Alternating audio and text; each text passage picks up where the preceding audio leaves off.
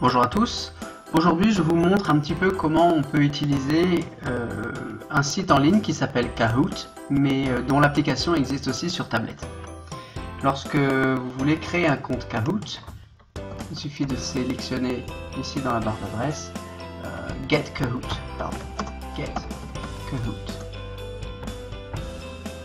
Le premier lien que vous trouvez est celui qui vous concerne. Vous arrivez sur cette page-ci.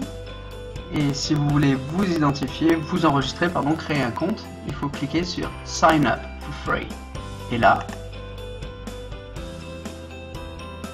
on vous demandera de choisir un rôle, c'est-à-dire ici, moi je suis enseignant, donc je mettrai I'm a teacher. On peut mettre en optionnel son nom, son mail, etc. Et on se crée un compte qui est complètement gratuit. Une fois qu'on a créé son compte, eh bien, on peut aller s'identifier pour pouvoir créer un Kahoot. Pour cela, vous n'avez plus qu'à cliquer ici, Create Kahoot, comme il l'indique ici. Vous allez trouver ce lien-là, Create Kahoot. Vous cliquez dessus. Il devrait normalement vous demander de vous identifier, sauf si vous êtes déjà identifié au préalable. Dans ce cas-là, il se rappelle de vous. Je vois ici mon nom dans le bandeau supérieur, et je vois également ici le nombre de Kahoots que j'ai pu faire au jour d'aujourd'hui. Pour créer un nouveau quiz, par exemple pour mes élèves, je clique sur New Kahoot. Là, vous avez des différentes activités que vous pouvez faire pour vos élèves. Soit un quiz, soit une discussion, soit un sondage, et un nouveau là que je viens de voir qui apparaît aujourd'hui qui s'appelle Jumble, que l'on testera et on verra de quoi il retourne. Toujours est-il que si je veux aller voir les Kahoots que j'ai créés, je vais cliquer sur My Kahoots. Là. L'application en ligne me liste les Kahoots que j'ai. Vous en avez 1, 2, 3, 4 et 5. Celui-ci, c'est celui qui va être présenté tout à l'heure dans la vidéo d'une classe avec les 6e. Celui-là, je l'avais utilisé comme bilan d'une compréhension orale.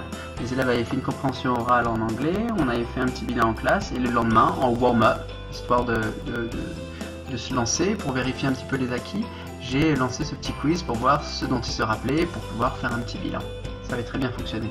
Et celui-ci, les deux que j'utilise ici, quiz pour formation, c'est deux quiz utilisés avec des stagiaires lors de formation. Voyons un petit peu un quiz. Around the World, je clique dessus, on voit le nombre de questions, 20 questions.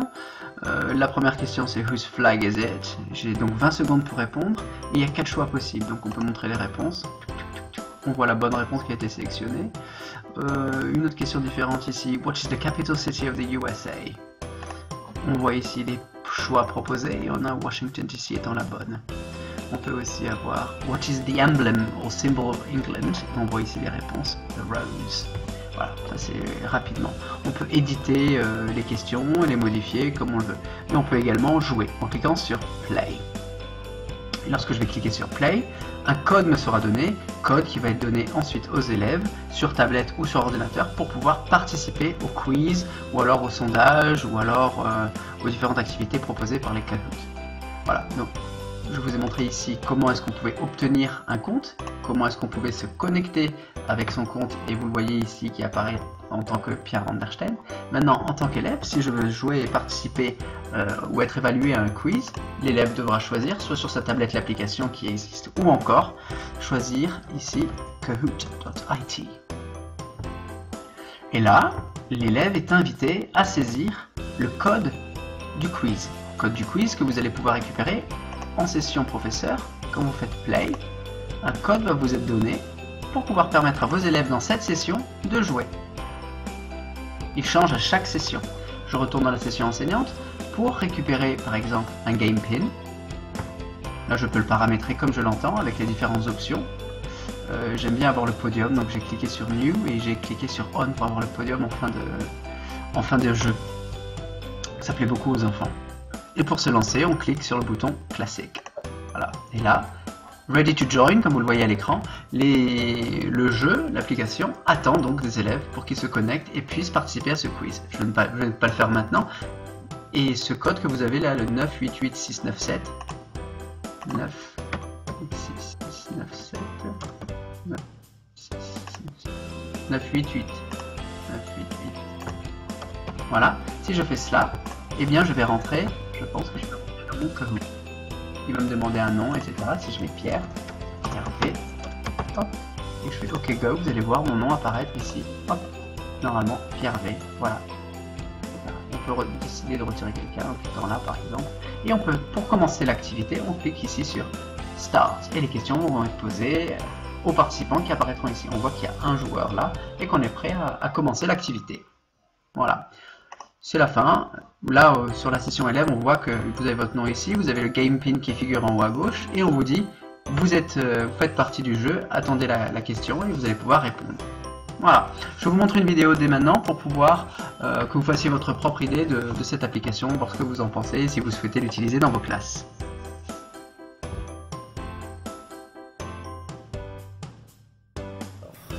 Pour pouvoir jouer à Kahoot, au quiz, où est-ce qu'on va cliquer pour pouvoir participer?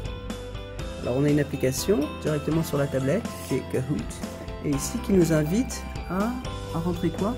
Le fameux Game Pin que l'on trouve au fond de la classe là-bas, vidéo projetée, et que les élèves vont pouvoir saisir. Donc je vous laisse saisir, allez-y.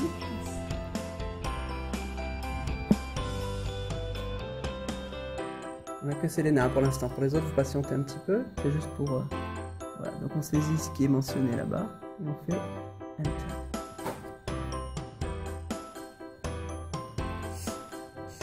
Il vous invite ensuite à mettre votre nickname. Nickname, c'est votre surnom. Alors ici on va mettre plutôt vos noms, comme vous êtes deux, on va choisir les deux prénoms. Alors vas-y, je vous laisse saisir vos prénoms. Oui, continue, espace.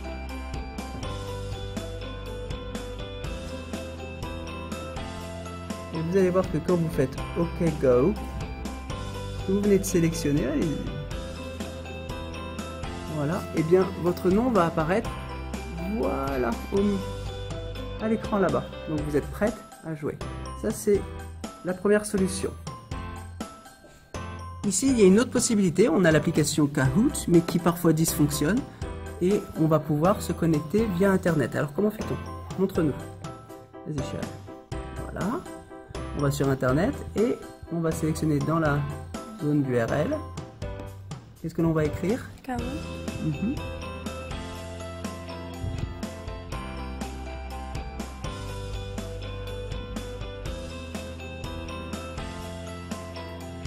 Et là, tout comme l'application, il vous invite à saisir normalement un game pin. Voilà, Chirel, je vous laisse saisir le game pin. 7 1 5 5. Vous allez ensuite y inscrire vos noms quand vous y êtes invité, nickname, voilà. Vous êtes à deux à jouer, ainsi que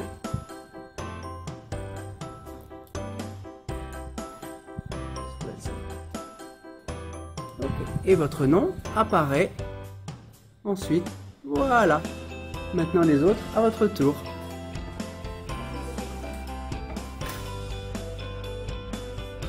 Les élèves vont donc pouvoir rentrer le game pin pour pouvoir entrer leur nom et ils apparaîtront ici au vidéoprojecteur pour pouvoir participer au quiz. Donc nous avons deux équipes pour l'instant.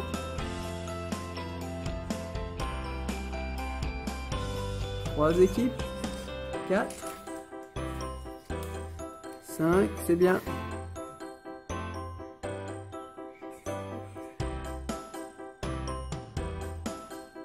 Très bien. Tout le monde est là?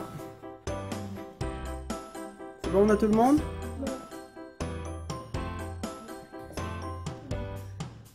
Ça y est?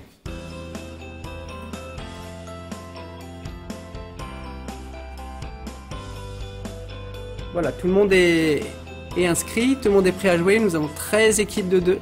Montrez-moi un peu vos tablettes. Alors maintenant, quand vous êtes logué, on a You're in. Très bien.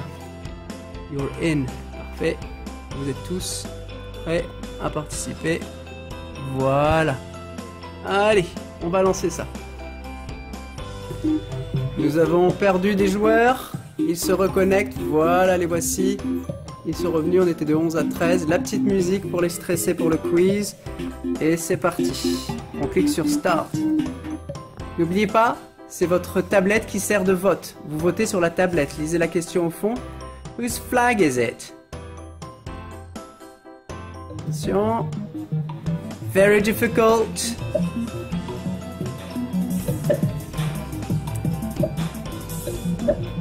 Nous avons déjà 11 réponses, il nous en manque 2.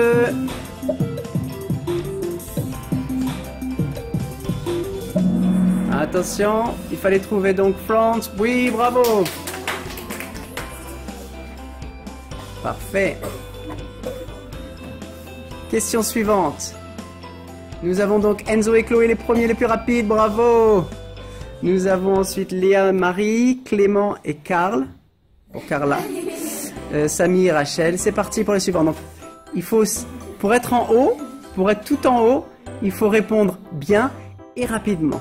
D'accord? Allez, on continue. Whose flag is it?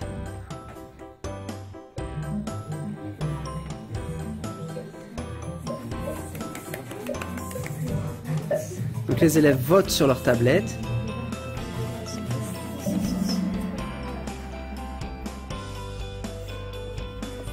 Montrez-moi vos réponses, montrez-moi vos tablettes. Donc quand c'est vert, c'est que c'est bon. Exact, ok. Ok, très bien. Quels sont ceux qui se sont trompés? Quels sont ceux qui se sont trompés, qui ont quelque chose de rouge? Montrez-nous votre tablette. C'est pas bien grave, ça arrive. Donc là, on a une... Montrez-moi. Voilà, ça arrive. Super, donc on a la petite croix rouge qui dit « désolé. Better luck next time. » Et voilà. Nous avons donc encore Enzo et Chloé en premier. Samy, Rachel, Léa, Marie. Allez. Whose flag is it? Donc sur la tablette, vous votez en fonction. La question est là. Il vous reste à voter, choisir. C'est fait. D'accord. Ah. Et les réponses. 10 ont été bonnes. Il fallait trouver donc Great Britain. Et certains ont choisi 3 qui se sont trompés. Voyons maintenant les réponses. Qui est en haut. Toujours Enzo et Chloé, c'est très bien. Félicitations. Samy et Rachel qui suivent de près. Allez, on continue. Les couleurs apparaissent au fond de l'écran, au fond du mur. Voilà, rouge, bleu. Et les élèves votent sur les tablettes. Voilà, vous avez donc voté. Réponse, Australia. Très bien.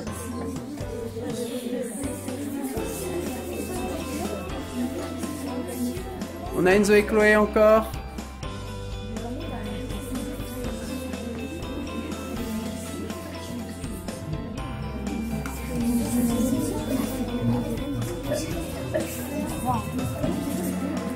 Bonne réponse, il fallait trouver New Zealand. Suivant.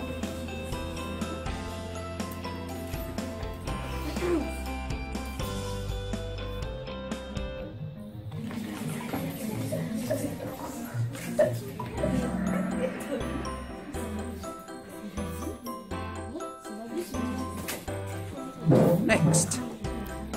Concentrez-vous. Focus. Maintenant ça va plus vite, hein, j'ai réduit le temps. Hein.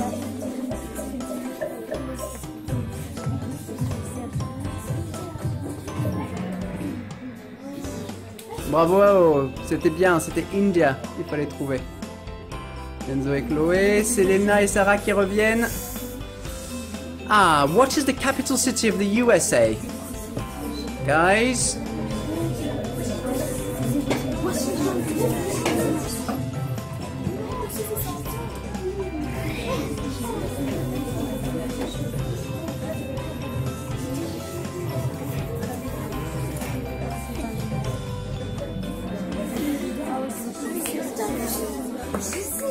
Quand les élèves ont les bonnes réponses, ils ont tout de suite sur leur tablette correct et ils savent si ils ont fait plusieurs réponses d'affilée et leur place exactement. Ici, on voit que ils sont à la 8e place. Voilà. C'est parti. Suivant. Ah, Sarah et Selena sont passées devant. What is the capital city of Canada? Certains connaissent déjà la réponse et se préparent à la choisir. Et d'autres doivent regarder les choix.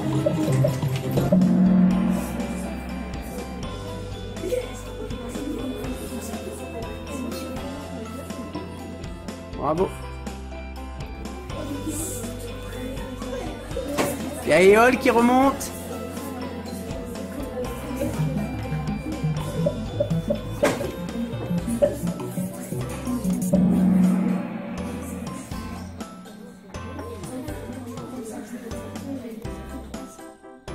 Sarah, Selena, Eol juste derrière, Enzo et Chloé relégués à la 3e place.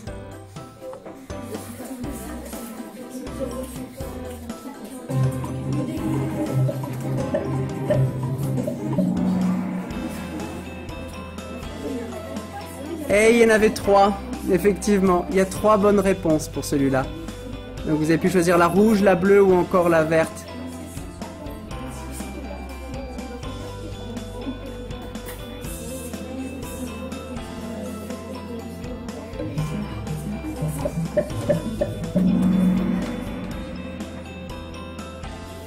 Bravo à tous, à vous vous en rappeliez.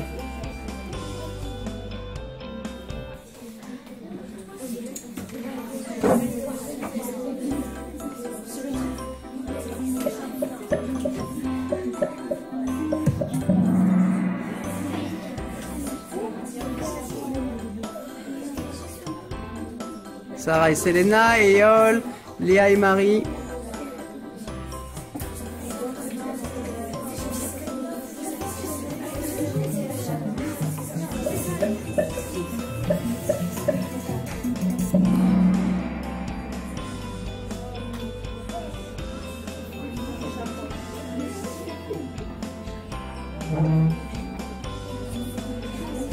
Les élèves vont voter pour donner la réponse. Très bien, vous avez été rapide là. Et vous avez les bonnes réponses. Félicitations. Et on est passé devant. Qu'est-ce qu'ils sont plus rapides? Ah, celle-là était difficile. Samy passe un peu la tablette aussi. Félicitations.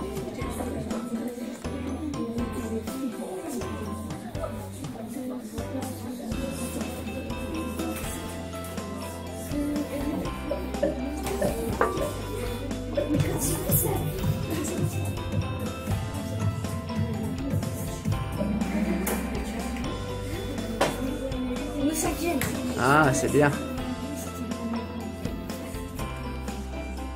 Et Eol tout en haut du tableau.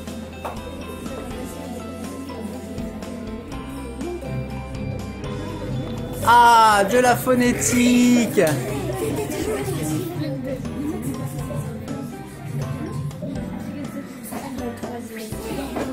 Oh, vous êtes les chefs de la phonétique, alors là, bravo, hein. Vous avez trouvé donc the capital city of the United Kingdom.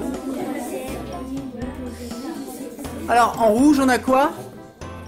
En rouge, c'était Edinburgh is the capital city of Scotland. We have Cardiff, which is the capital city of Wales. London, of course, of England and the United Kingdom.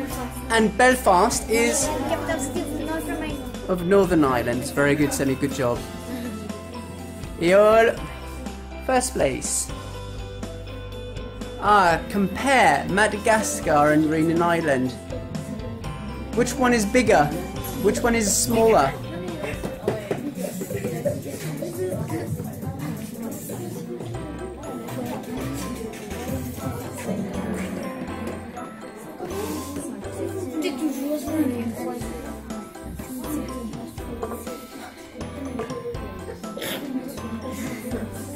Last question. Question 20 out of 20.